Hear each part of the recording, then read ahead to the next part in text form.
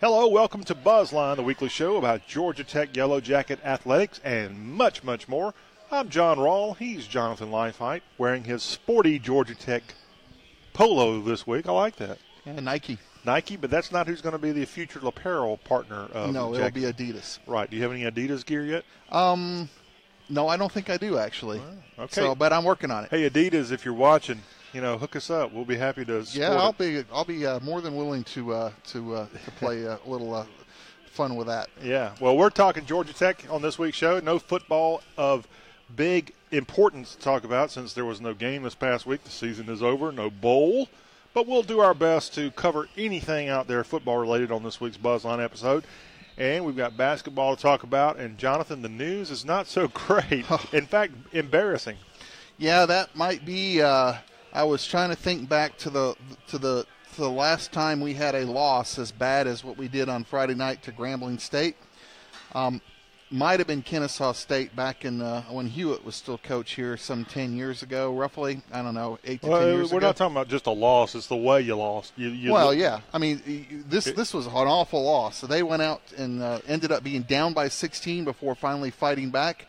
Took a 1-point lead, took a couple of 1-point leads, and then with 6.5 seconds to go, you go up for a rebound and you tip the ball into to your opponent's goal and give them basically the win.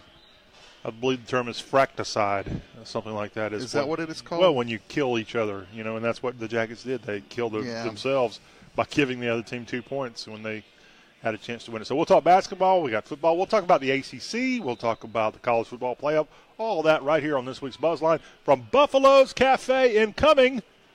Go Jackets.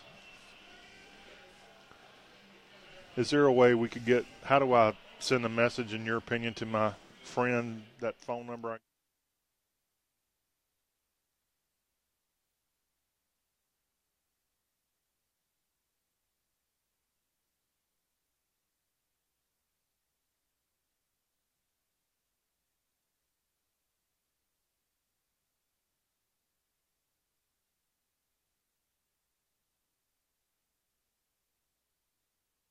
All right, well, you do that and just say Georgia Tech, and he'll know what it is if you don't mind in the text. Okay. And, of course, my phone is now misbehaving. We're back on BuzzLine, a production of CRM Sports. We hope all of you are off to a great start for your month of December, getting all the presents taken care of and such. I'm John Rawl with Jonathan Lifehite of GoJackets.com. And, Jonathan, I'm a double X in case you're out shopping. A double X? Yeah. I know I don't look it, but. Yeah, I would probably put you closer to a triple X, but nonetheless. Well, I know what you are. You're a schmedium, I'm sure. Yes. But anyway, happy early Christmas to all of you watching. And BuzzLine is the weekly show that you're listening to and watching. And this is an all Georgia Tech radio program and Facebook broadcast where we discuss Georgia Tech sports and much, much more. And we're at Buffalo's Cafe incoming. And we're just off of Georgia 400, exit 14 of Georgia 400. Just head toward Beaufort. Right there on your left. Incredible place to come watch a game, hang out with your friends. 14 metro locations of Buffalo Cafe is available for you to watch games, have great food, have a great staff to take care of you, and we'll share with you some of the selections that Buffalo's Cafe offers as we roll on with this week's show. Buffalo's Cafe, where everyone is welcome. Well, Mr. Lifehite, we're going to start talking a little football on this week's show, and I guess for the first time in about 4 months, you didn't have football to go attend and religiously follow. Well, I mean, I didn't have any to attend and follow, but obviously there were some games of interest. Mm-hmm. And so I did manage to take in 3 games, mostly 2 plus a little bit of the third. And we had some championship games, which unfortunately Georgia Tech wasn't part of, but you had the ACC championship, the SEC championship, and also the Big Ten. I did not get to watch the Big 12, and quite frankly, I'm not too concerned about that. But good games for the most part. In terms of particularly, I was hoping Clemson would actually take care of Miami, so I was happy there. Why? I'm just not a big fan of the Hurricanes, okay. And on top I'm not a fan of Clemson. Not only that, I felt like Clemson probably has a better shot of making sure that our neighbors to the east don't go very far in the playoff. or if they do meet, that they take care of them. I just felt like Miami was a little bit of a paper hurricane, as it were, more like a tropical storm this year. Depression. They got it away with a whole lot of lucky plays and a whole lot of good fortune to kind of get them to the point they were at. And I felt like Clemson had the better shot. And if you're a Georgia Tech fan, the one thing you don't want to see happen is those neighbors to the east, we need them to go down in flames. And I felt like Clemson was the best shot out of the ACC to take care of them. So that was why I was pulling for them. Just trying to being a little bit prognostication on your part here, sir. Let's say Miami had won that game against Clemson. Would Miami have made it to the playoff? Absolutely. Okay. I feel pretty confident they would have bumped them up. They probably would not have been the number 1 seed. Okay. But I believe they would have certainly been in there. They probably would have been the 3 or the 4, to be honest with you. I believe they would have been in there, and so it would have been a different matchup instead. Can you at least give Coach Richt and the Hurricanes a little bit of praise for their season? Oh, they had a great season, without a doubt. They played very well. Yes. Well, just keep it up. I'm going to turn over your chain real quick. But I just did not feel like they were absolutely. I didn't feel like they were a great team. I felt like they were a very good team that had some good breaks go their way. Gave them an outstanding season, and to their credit, they took advantage of every break that they got, and played well. But I did just feel like Clemson was a much better team. No kidding. And if you saw that ACC championship game, Clemson is on a different level. I'm not sure they're on a different level in all of college football, but in the conference, no doubt, they just creamed Miami. Wasn't even close. And, frankly, that's why they're the number 1 seed in the college football playoff. Yeah, they are. I mean, a lot of people complaining, that we're not – even with Clemson right now. Well, to be perfectly honest with you, I could probably name on half of my hand the teams that are in that same level, and that's probably right now. Alabama has been there year in and year out. Ohio State year in and year out, and maybe Oklahoma. You might make that argument, but beyond that, everybody else has been. There's nobody that has been as consistent and as at consistently high level as Clemson, but maybe those 3 programs. And again, I'm no fan of the orange and Northwestern purple. Was recruiting the key for them to get to where they are? I mean, was that the only key? No, it's not the only key. They did a couple of things, and this is something that everybody can learn from. The first thing is they did recruit well, but they. What about under Tommy Bowden? I mean, they recruited, but not at the level that they're at. They've always. I mean, let's be honest. They've always been able to get good athletes. But at the level they're at right now, I mean, I think I saw some analysis that they had somewhere on the order of close to 64 or 5-star players on their roster. And you look at the other teams, I think Alabama was sitting at like 69 of them. Georgia's at 54. So they're recruiting, and I think Ohio State was at like 65. So that tells you this is the level they're recruiting at. So it's insane. But to get them to that point, they have poured a huge amount of money into the program. So they have like a ridiculous staff of guys that consult. We'll call them consultants to help work with the kids and help create game plans. They have like this mini putt course. They have a bowling alley. They got all these things for these athletes to do.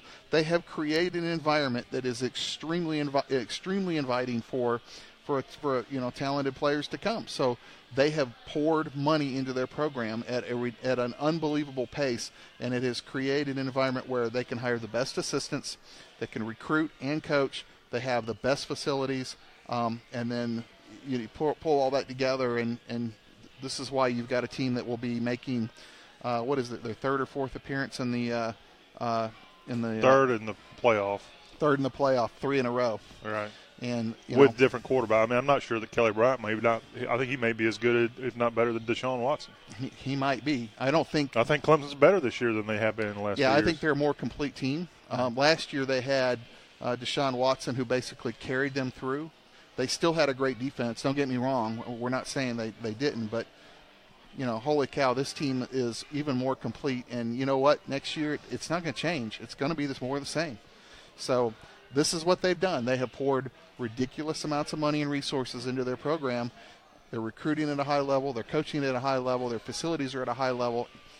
This is what you get when you do that. And funny that you should mention that. Of course, we're a Georgia Tech show. We want the Jackets to be right there on top. Yep. They're not, but they have been in the past.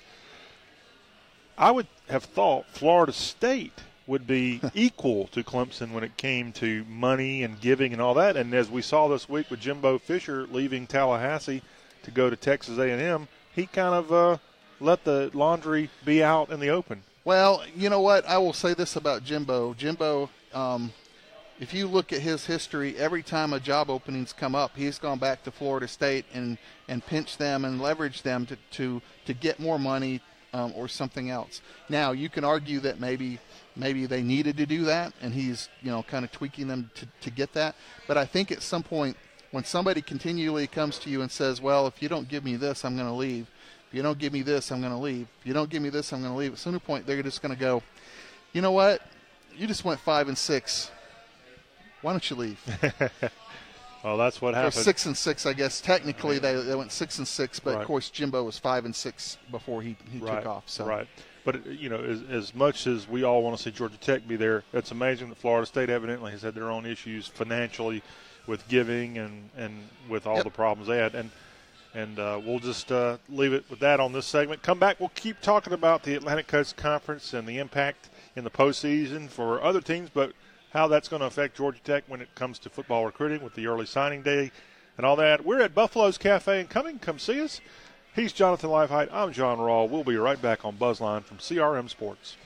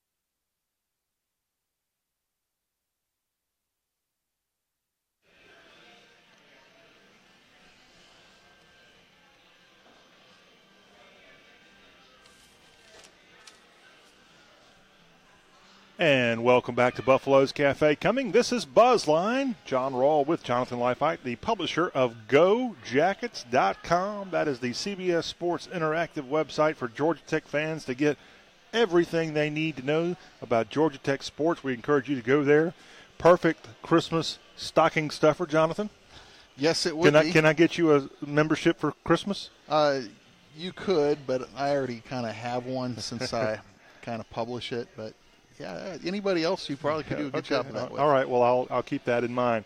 It's GoJackets.com, and we're at Buffalo's, where they have an incredible beer selection, a draft selection that you won't find anywhere else with local beers. They've got 14 drafts here at Buffalo's Cafe. So when you're thirsty, come on down to Buffalo's Cafe and Coming, or the other 13 metro Atlanta locations of Buffalo's Cafe. Georgia Tech done for the year. Other ACC teams moving on. Jonathan, do we have a list of the bowl appearances for the ACC as of now? You know what? I do not at this point. I think that's still yet to be published. Okay. They'll be coming out. I think now that they've got the playoff, all of the dominoes have to kind of fall. The main question has been answered. Yeah, we're not going. No. The other. That's the main question to me. The main question is who gets the privilege of going to El Paso and playing in the Sun Bowl, and I know the answer for that. Okay, who's that? NC State. All right, there you go. So there you go. Everybody in the conference is like, please, I don't want to go to El Paso. Well, guess what? The Pac is going there with Dave Doran. Speaking of ACC news, we thought he might be headed to Rocky Top, and he is staying in Raleigh, and I guess was rewarded financially for his decision? I believe so. I believe they gave him a nice extension, and I'll also note that not only did Doran turn down the job, He was in a long list of declinees, but I believe also they had reached out to Cutcliffe, who also for the third time for the third town, and he said, "Nah, not going to do it." His wife is from Knoxville. He spent many years in Knoxville. He's got a son that graduated from Tennessee. I couldn't believe that he would turn him down, but I guess he's got a sweet deal in Durham. And yeah, well, and not only that, I just want to say for the record, I will not be coaching at Tennessee next year. I'll join the legions of fans out there who are not coaching, the legions of people who are not going to be coaching in Knoxville next year. I understand Kim Jong-un, or whatever his name is, just turned the job down too. So did OJ. Oh, did he? Okay. Well, OJ's not allowed to leave Nevada, I don't think. That's why he turned it down. Oh, okay. Well, anyway, just what a train wreck that is. But, hey, that's not Georgia Tech, so we're happy about that. Yeah, that game still gets under my skin, though. We should have won that one. Yeah, that was in a season of what-ifs, that maybe have been the biggest one, because I think if that game would have turned out to be a jacket victory, I believe a lot of things may have turned out differently in 2017. Yeah, it might have kind of spurred them along a little bit. Just that one extra play that they needed. And they think about all the publicity that was out there with Marshall in that first game. Like, where did this guy come from? What an incredible offensive weapon for Georgia Tech. Imagine what they can do this season. Yep. And unfortunately, we're banging our head on the wall and wondering what if. But, all right, but while we are still talking ACC primarily in the segment, we were mentioning in the previous segment how far ahead the Clemson Tigers are above everyone in the ACC and arguably against everyone else in all of college football. We'll see. They may lose in the college football playoff and be back home for the holidays. Who knows? Well, I guess they'll at least be out playing. They're my for Christmas. prohibitive favorite at this point. Yeah. I'll say that. But, Jonathan, of course, a large part of Clemson's success, you got to have money. And at Clemson, they have IPTAY. And IPTAY has been a big part of that program for probably 100 years. I don't know the exact number. Of course, it originally stood for I pay $10 a year. I believe people have to give more than $10 a year now.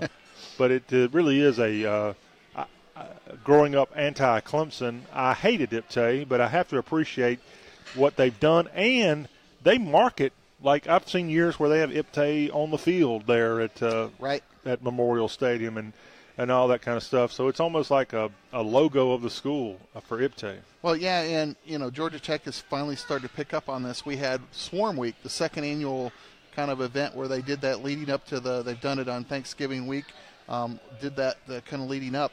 And it's that type of thing, that type of thing that Georgia Tech needs to do on a more regular basis and pull themselves and get some money into the program to help them along with better assistant coaches' salaries, better facilities, all the things that you need in order to be a successful program.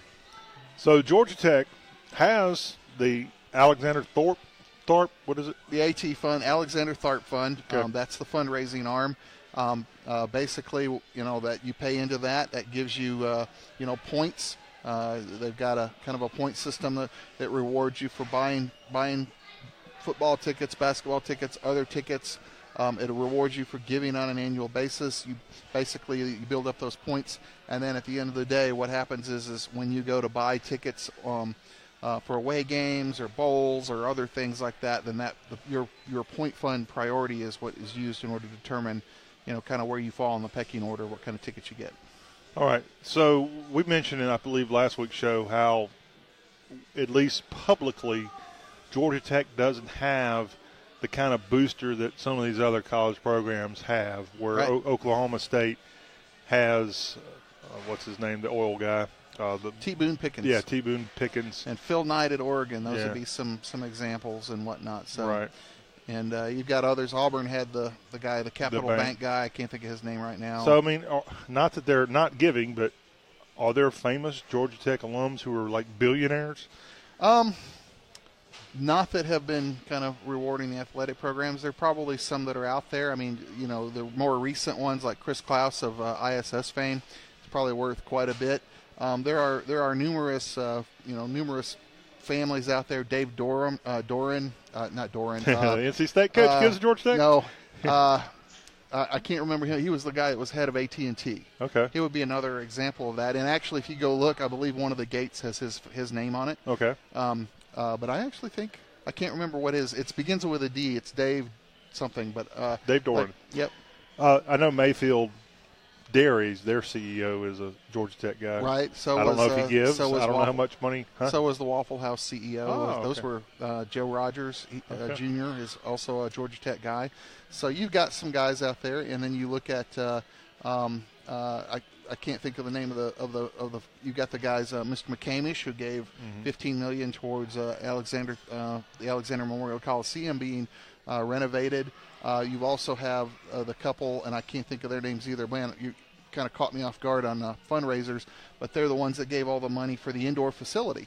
So there have been guys that have been doing that. There hasn't been a single one that's kind of coughed up what I'll call, kind of a transformational gift, right? Where you have, like a 50 or $100 million type of deal to go in there. It's been a lot more of a collection of guys who give, 10, five, maybe $5 million as a big gift, or $15 million in the case of the McCamish family. And lots of folks. Let's like not that. forget that you've got athletics that needs money and is always harassing fans and alumni, but the school itself is out there trying to raise money. Well, absolutely, and I think this is where some of the conflict gets in the way. Georgia Tech has an incredible endowment. I believe it's somewhere on the order of $1.5 billion and growing.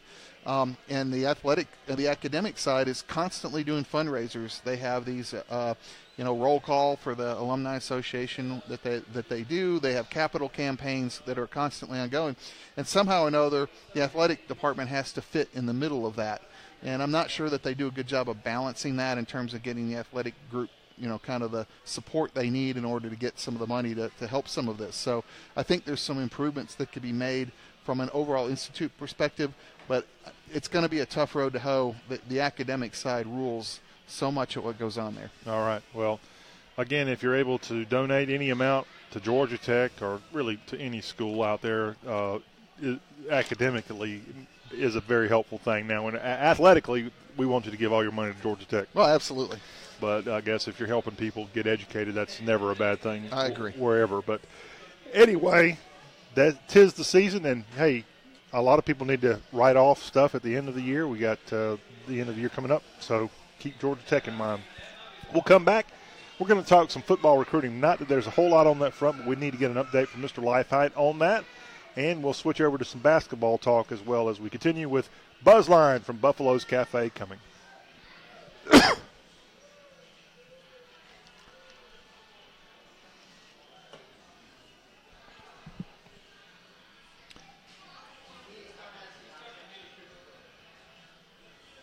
Hello, friends. Welcome back to BuzzLine, where we talk Georgia Tech Yellow Jacket sports with Buzz and the football helmet and more each and every week. I'm John Rawl, joined by Mr. Lifehite, Jonathan, that is, of GoJackets.com, and we're at Buffalo's Cafe in Cumming, where we talk Georgia Tech sports each and every week. As we have a few more weeks left here on the show, we thank you all for being with us throughout this season. And 'tis the season, not just for Christmas. And by the way, we want you to, if you're watching us right now on our Facebook live stream, hey, question, comment, let us know. We want to hear from you. Of course, Jonathan loves to answer questions about Georgia Tech. But 'tis the season, not just for Jolly St. Nick, Jonathan, but the first annual early signing day for college football recruiting is happening on December 20th. 5 days before Santa Claus comes will be a holiday. It'll be an early stocking stuffer, I hope. Anything that we can report that's happened in the last week? So we've actually, the staff at GoJackets.com, Rod McKenzie and Dale McDuffie have both reached out. We have now established kind of what recruits are coming when, so we have every one of them's official visit when they'll be coming in December and January. So Rod will be posting that up tomorrow, I believe it is. Okay. So we've got that taken care of. We've also established, currently we have 16 commits.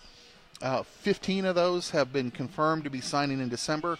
The 16th is Wanye Thomas. His school is having some kind of a function in early February, and we expect him to sign in the traditional February date as well. So we've got everything up to speed, and then you're looking at basically about 4 open spots. Currently, we'll see if that expands or contracts, but they'll be looking kind of in the last, considering that we do have only 17 days until signing day, between that and to the first signing day, and then we've got another roughly month and a half till we get to February. Then we'll look and see kind of who those last spots will go to. Some of them may actually be, could actually happen in December, but we'll see. Right now, looking at 4 more spots, and plus if anybody else decides, they're not coming back or something like that. So coming down to the end. So we had a question come in from Walker Long from Lexington SC, and he wanted to ask, so if these folks sign early, I guess they can matriculate to the campus in January? Well, yes, and typically you don't have to actually sign to enroll early. Okay. I don't know that we have any that are planning to enroll early at this point. So okay. all of them, but we've had players in the past that without the early signing day, they actually just enrolled early. Okay. It's not something, it's not a prerequisite to do that. But yes, they could enroll early, but it's not related to signing the letter of intent. Okay. And Walker, we appreciate that as you sent in a great question.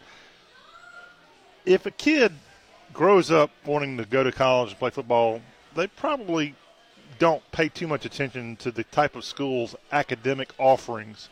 And with Georgia Tech being so engineer-related and all the math that goes into it, how does the recruiting process make sure that these kids are savvy enough for the Institute's academic regimen whenever they are recruiting? Well, so, one of the things that will happen is through the course of that is typically what they'll do is they find a kid that athletically is good enough, and then what they might do is say, we're going to give you kind of what I'll call it, almost a conditional offer. So let's say, we like you, we think you're good enough, we'd like you to come to Georgia Tech, but you need to give us your grades and your transcripts. And then what we can do is take a look at those and decide whether or not you can make it, and then they can turn that into a full offer based on that. Okay. So there's a good bit of kind of behind-the-scenes work that goes on. You get somebody that you're interested in and they're interested in you. Got to run it through kind of the process and take a look at what their grades are. In some cases, you've got maybe a kid who's maybe his grades aren't that great, but there's been some mitigating circumstances around that, maybe changed schools, parents divorced, moved around a lot, but has a good work ethic. They're willing to take a chance.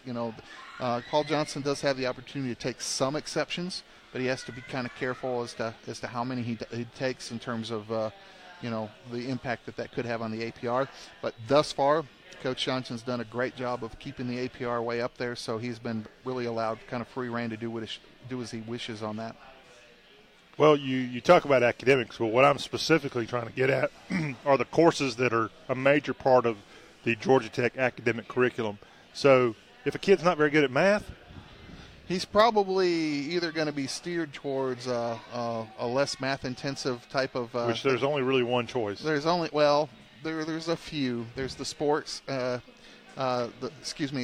history of science and technology, the HST. That's a little more history-oriented, but there's still some math. Everything at Georgia Tech is a BS, a Bachelor of Science, which implies math. There's also the M-Train, as we're familiar with. The management degree. Even that requires math. How much? It's still, I believe it's 2 semesters of advanced math, and that means it's not trig and algebra. It's really kind of more of a calculus-based class. So, okay. So there's still that. So they can find ways to kind of get a lighter kind of thing. There's also psychology. There's a few other degrees that are, while they do require the math, they're a little less intensive than you would see in a full engineering degree. Okay. You'd hate the kid who loves the football program and wants to come play at a great school like Georgia Tech in the ACC, but they just aren't prepared. Yeah, you have to be careful of that, because if they aren't prepared and they're not able to succeed, what's going to end up is they're either A, going to fail out, or B, they're going to transfer. And really, that's not what you want. So you have to be careful who you look at, who you pick.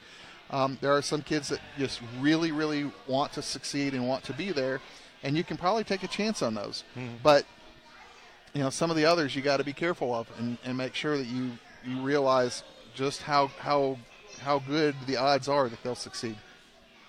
Maybe they're very craftful in the way that they announce this stuff, but I'm not familiar with it being released, at least, that a kid has not been able to stay in school because of academics. Typically they don't necessarily say. Unless they unless they have to do a release that so and so is ineligible, which has happened. Okay. Then that's usually immediately you go, they didn't make their grades. Usually what happens is they'll get through a year or two. They'll realize, you know what, I'm struggling. This isn't working very well, and then they'll just quietly transfer out, and that's usually what you'll see happen. Okay. Well, like I said, I mean, college is hard, okay? Let's face it. And Georgia Tech is certainly a whole new level of a challenge academically. And so it takes a special kid to come to Georgia Tech and try to be a football player and handle the academic side. It does. They have to be very disciplined in their time management, and they have to have a lot of want to. But the advantage is you get to play in the ACC, and you get to walk across the street and go to varsity from time to time. Oh, that's the big part, yeah. All right, we're talking Georgia Tech sports with Jonathan Leifheit. We're at Buffalo's Cafe in Cumming, Georgia, and we are going to call timeout. And anything football before we switch over to basketball we need to? I don't think there's anything else other than I just want to say Boomer Sooner all the way. All right. Well, don't really know what you're talking about there. I'm just kidding. Hey, give Georgia some credit. They made it to the playoff. I didn't think they would ever get back into the hunt, and they're in the hunt. Now, it may end quickly, and we want to see Georgia Tech in that hunt. We really want to see Georgia Tech in that hunt, especially when you see Georgia's there, Alabama, your neighbor's there, and Clemson's there. So 3 of your rivals. And, Alabama historically has been a rival. Yep. Georgia Tech's in the fight song. And then a 4th one on that was in the midst of it, and that's Auburn. Yeah. But, and a 5th one in your conference, Duke. Not Duke, Miami. Yay, Alabama, drown 'em tired. Go teach the Bulldogs to behave and send the Yellow Jackets to a watery grave. So we'll see what happens. This is BuzzLine. We'll be right back and talk basketball and try to figure out what in the world happened with Coach Passner's team this past week. Stay with us. Do you want some audio? Nah, we're good. Okay.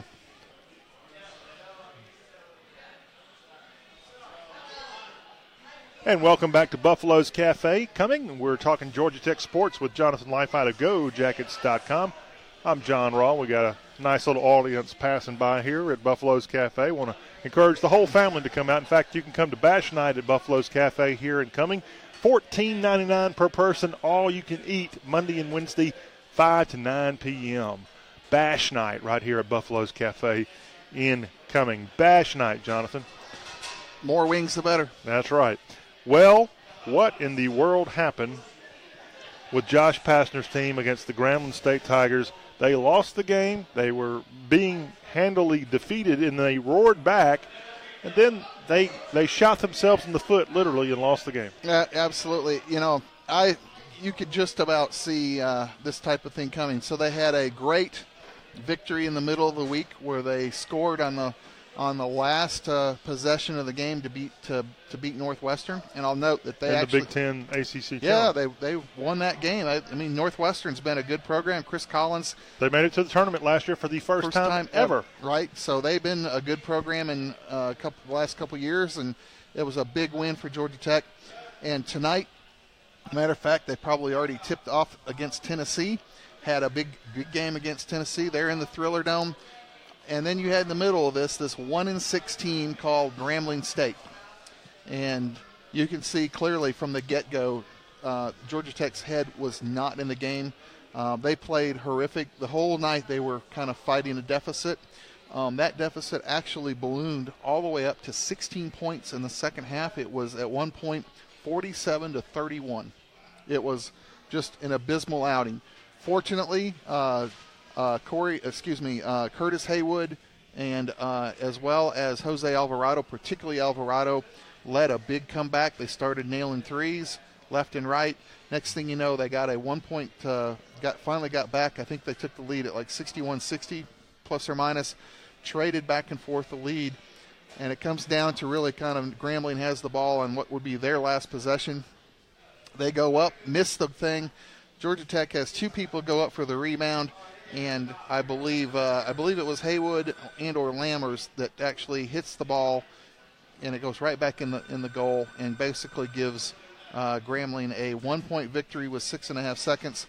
They're unable to get off a decent shot for the final shot of the game. and that ends up being the final margin of 1 to Grambling State. Awful victory. I think this is awful loss. Excuse me, awful loss.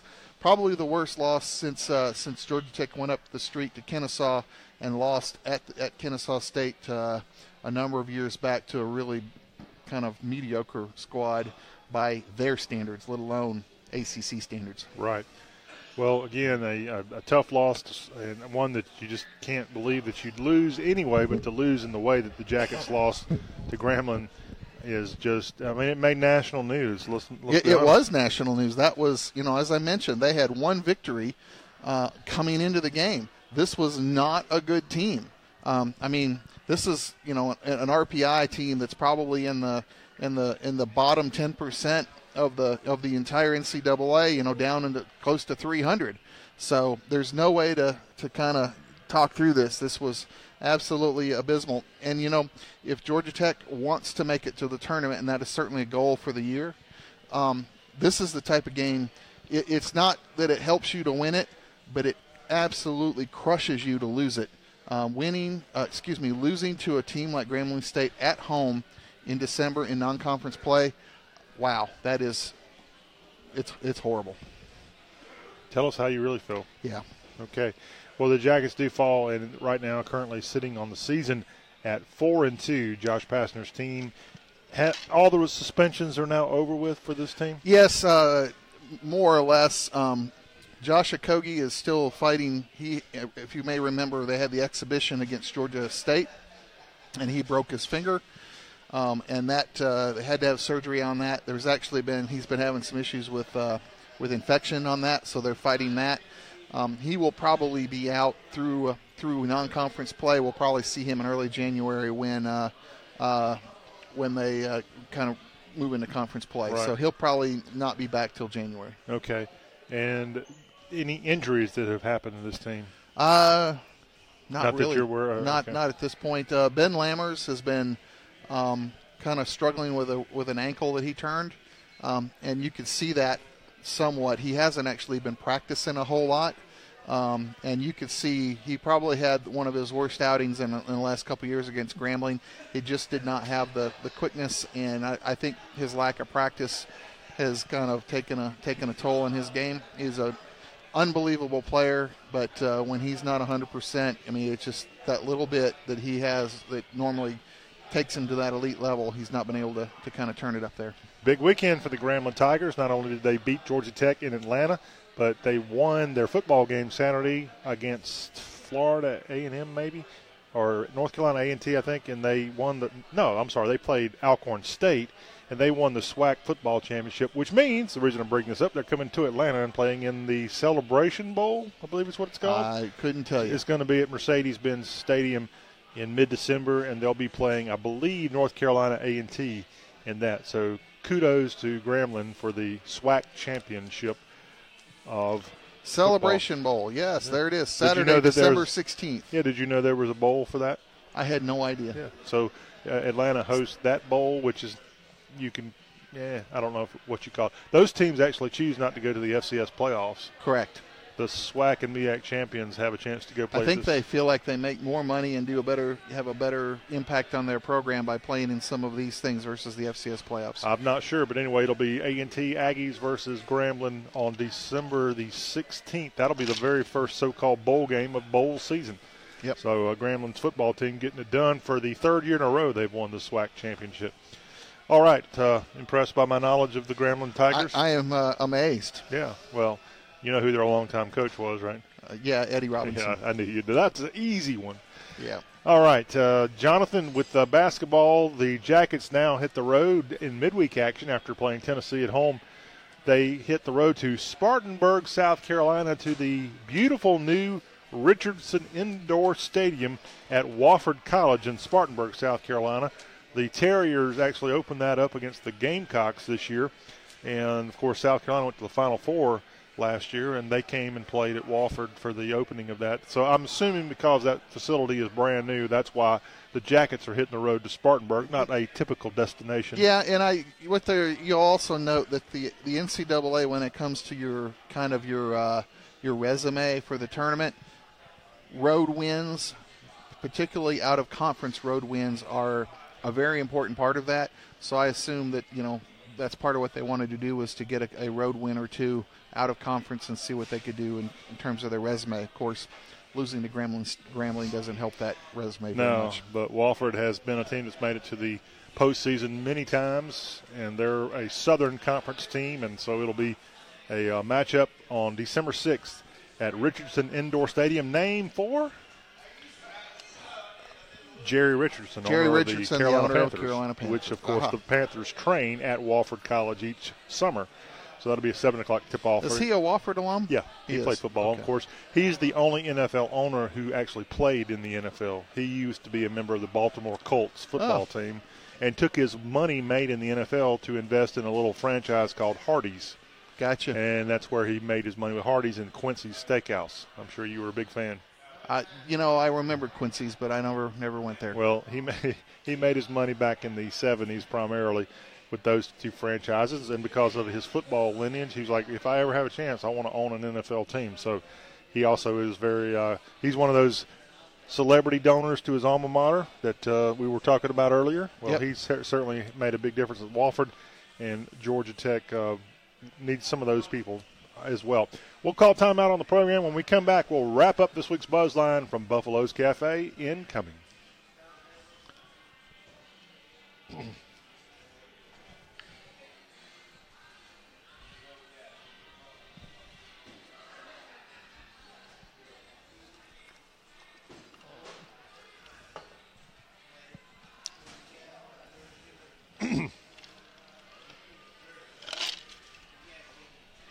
We are back at Buffalo's Cafe. This is BuzzLine, and if you come to Buffalo's, I had for the first time before the show, I'm John Raw, by the way, joined by Jonathan Life out of GoJackets.com. I had cheese sticks. I kind of had a hankering for some cheese sticks, and they served that Fried cheese? Yeah, it was great. Man. Delicious. So if you need to have with something. With marinara sauce? Yeah, of course. Oh, yes, God, there you go. It's good stuff. And they got wonderful burgers here, and you can kind of make it your own. I like the Carolina, what do they call Carolina Fire barbecue sauce. Carolina Fire barbecue sauce. Put that on my burger last week, and it was awesome. You get the wings with each and every week. You might want to mix it up sometime. I dare you. Okay, I might do that. Do something different. All right, we'll see what I can do. A little different, because I know a guy who Well, it took me a while to kind of find those. So I did try some other things. I just kind of latched onto those. Well, I mean, I don't want to rock your world here. Yeah, I know. If you set in your ways, and so be it. But I just, occasionally you just kind of crawl out of your shell just a little bit. I dare you. Well, a lot of people would like me to crawl back in it, but okay. That's all right. All right, we're talking Georgia Tech here on BuzzLine. Thank you all for watching and listening to our program that's been on now for 11 years. Will Goodman, we appreciate the comments on our Facebook page at GT BuzzLine. He says, long off season ahead, looking for a great recruiting class. Well, we already kind of know who 16 of them are going to be. We'll see who the last 4 are. So hopefully we can land some strong candidates there. Another comment coming in on Tech will never make it with Paul Johnson. Hey, it's the holiday season. We got to be nice. Come on. Yeah, I know. But can the triple option be a national championship? It has been. I mean, we certainly had 2 seasons where we've been kind of finished in the top 10 one and just out of it in another under that. So I don't see any reason. Can the triple option be tweaked? Is Paul Johnson capable of doing it? Well, the question is whether or not he would. He did tweak it at one point and then went right back to it. But if you look at his tree, if you look at kind of some of the folks that have kind of played or coached under him, Jeff Munkin, for example, up at Army, they run a lot of what he does, but they've also made some tweaks. Go just up the road. Kennesaw State had an upset, pulled an upset of Jacksonville State. They beat Jacksonville State? They beat them this weekend. Wow. Look at what they do. They do a lot of the same fundamentals, but they also do a lot of other little things that, kind of change it up a little bit. So they've got their own variant of that. So there are some things that could be done to kind of change the offense up. How much of it will Johnson do? I don't know. He probably should start to take a look at that. I mean, I feel like last year or two it slipped a little bit in terms of efficiency. But he certainly has enough tricks up his sleeve and knows kind of what to do, and he should be able to reach out certainly any of his protégés and talk to them. And of course, the aforementioned Wofford Terriers run the option in the football ranks, and they won their postseason game this past week against Furman, and so they're moving on. So 2 of the 8 in the postseason for FCS are triple option teams. There may be more. Who's the other one? Kennesaw State. Okay, I got you. The Owls. Go Owls. Right. There you go. And Wofford. And there may be more, but, the reason I bring this up, if you're a real nerd about the triple option, there aren't many teams that do it in any level of football, but they all kind of do things a little bit different. I've talked to one of those head coaches of an FCS program that runs triple option, and during the open week he had this year, he told me he was going to go home and watch Georgia Tech, and he was going to watch Air Force play. Right, and certainly Troy Calhoun has got a background on that out of Fisher DeBerry. Fisher DeBerry is another he's the one I think that was credited with, quote, breaking the bone and the wishbone, and turn it into the flex bone. So he's got that. Troy Calhoun comes out of that tree. A lot of different folks. Ivan Jasper up at Navy, who of course coached under Coach Johnson when he was up there, and was under Coach Numatalolo as a position player. Glad you said that. Yeah, aren't you? So there's some options, I think, in terms of making tweaks and changes to it. We just need to see what Coach Johnson will do. Personnel is a big part of any of the tweaks. Right. And if you don't have the right personnel, there's no reason to do something completely Absolutely. dramatic. And so going back to the question about recruiting, yes, absolutely. We need to get Will Goodman with your comment. Looking forward to a great recruiting class. Maybe there'll be just a few tweaks coming that way to help out with a little bit of a different style in 2018 for Georgia Tech football. So what's going on with the football players right now? They got exams coming up? Yeah, exams are coming up, and then also I believe the coaching staff is kind of going through interviews, kind of postseason interviews on, kind of what's happening and what they have plans for that player and that kind of coming up. So they usually like to get feedback on what worked, what didn't, what made the players happy, what didn't make them happy. Sometimes things don't make them happy, but it's what's best for them. Sometimes it's things that the coaching staff needs to change. So they'll go through a whole lot of evaluation, particularly on the heels of a 5-6 season. I think they're going to be looking at a lot of different things and making evaluations based on that. All right. So with the exams coming up, then they'll be off for weeks, I assume, for Christmas? Yeah, they'll be off until I think it's I don't think classes start back until not the 2nd or 3rd, but the next week. I think it's the 8th or 9th, I believe, is when classes start again. So have a pretty long period there, and then they'll start back, and then they'll start to do kind of off-season conditioning in February, right after signing day. Okay. And that'll run all the way through probably March, middle of March, and then they'll take a couple weeks, and then they'll start spring ball. And throughout all this time, even when they go home for Christmas, they're giving, I guess, a plan by the strength coach of what they need to be doing? Right. Absolutely. They have a plan, a nutritional plan, and kind of a conditioning plan that goes year-round that they'll look at and they'll need to follow. And some of them will do better jobs than others, and kind of see how it goes. I was talking to a fellow this past weekend who was at the Falcons training camp, and I was saying, hey, when you got cut, he got cut on the last day. He was a B-back, by the way, in college.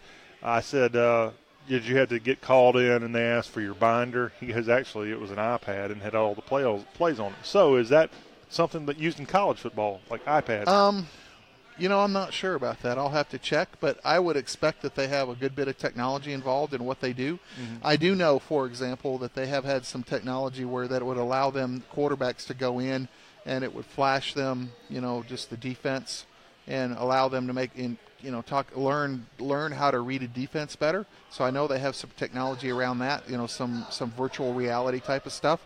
I would expect that they would have a lot of that for different players, and that they would also be able to put that out on a mobile device like an iPad or some kind of. The reason I brought up, if you ever saw that TV show where they go into the training camp of these NFL teams, between the lines or behind like lines, that, and they're like, hey dog, come down and see the coach, and they kind of know what's going to happen, but they always had to bring their binder. Well, the Falcons at least had iPads, and that made a lot of sense because I guess they can visually send links on there and have all the plays, I guess, in visual form. Correct. I mean, you should be able to, have it diagrammed as to how it would go and what you should do, but then it also helps if you can kind of see how how it's correctly run from film, and you could get overhead shots and see who's doing what and how they're doing that. And you take a look at, they might be able to focus in, if you're a receiver, look at what the receiver's doing on that particular play and kind of the reads they need to make. Pretty neat stuff. Absolutely. Right. Technology is going to continue to, I think, change the game and change how we do things. So, and we're all about a school that's all about technology. Absolutely. So. All right, Jonathan, that is the end of this week's BuzzLine. I want to thank all of our audience who watched and listened to this week's BuzzLine. Next week's going to be our final show with Jonathan, as he'll be dismissed the 2 weeks after that for, I guess it's a valid excuse. You got to be a good husband and take your wife to a concert. So. Yes, I promised that I would take her to a particular concert. It's on Sunday the 17th, so we will be going to that concert. And putting that concert and your wife ahead of BuzzLine. But I know. We're going to try to make it. But anyway, next will be our final show of 2017 with Mr. Leifheit. Thank you, sir. Thank you to all of you for tuning in again. John Rawl signing off from Buffalo's Cafe and Coming, where we always say, what's the good word? To hell with Georgia, no matter if they're in the college football playoff or not. And, Jonathan, your famous words? Go Jackets. We'll see you.